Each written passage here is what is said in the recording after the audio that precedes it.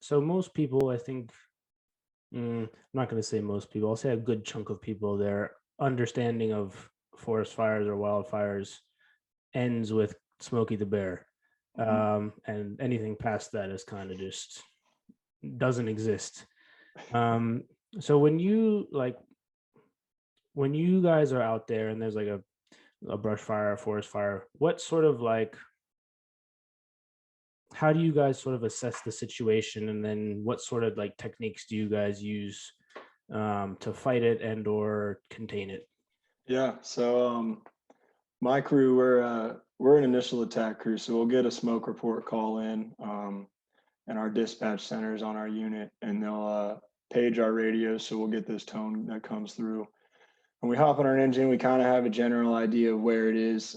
Sometimes we gotta drive up to like an hour or more to get to the fire because it's up in the mountains somewhere in the middle of nowhere.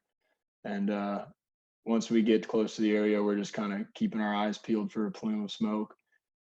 Once we see it, we pull up. Depending how many resources we get there, volunteers go, and they usually beat us there. But we get out if we can get water to it. We have these 500-gallon tanks on the back of our rigs.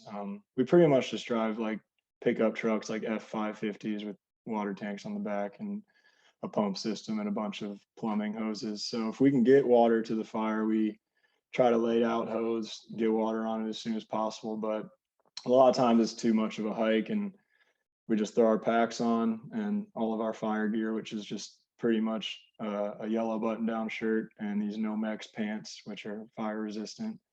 Throw on the hard hat, grab a hand tool. We hike up to the fire, kind of assessing the weather on our way up. We usually get weather reports too. We get a briefing every morning on fire danger and how severe it can be. And big things that play a part of that are like temperature. If it's above 80 and humidity is below 20% and the winds are going 20 miles an hour or more, then there's a good chance the fire is going to blow up on us. So we're going into that aware of that, and we hike up to the fire. We find the origin of the fire, where it started, and we kind of split off into two. We go on the flanks. We call them the flanks, or the sides of the fire, and we kind of just dig a line right up on the flame next to it, down to mineral soil, dirt. So there's nothing else that it can burn. So it kind of stops it in its tracks there. That's the goal, at least. And then we take that up both sides until we meet up top at the middle. So we kind of split our crews into two. So And when you're yeah. digging, like, so I guess the goal is so the fire doesn't have anything to burn.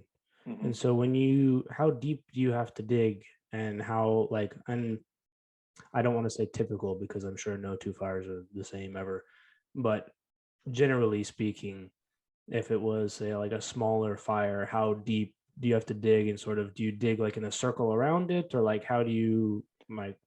Yeah, so we get right up on the flame normally when we're there's two ways to fight it. There's directly fighting it and indirect.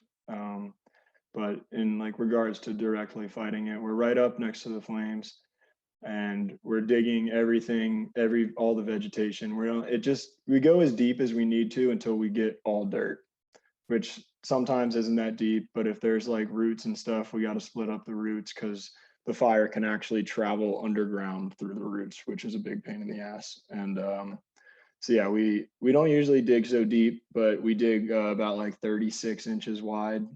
It all kind of depends how high the flames are. If the flames are like up at my face, then we're digging pretty wide for that. But yeah, it's just getting it all to dirt and leaving no vegetation or anything that the fire can kind of creep into and then cross over our line.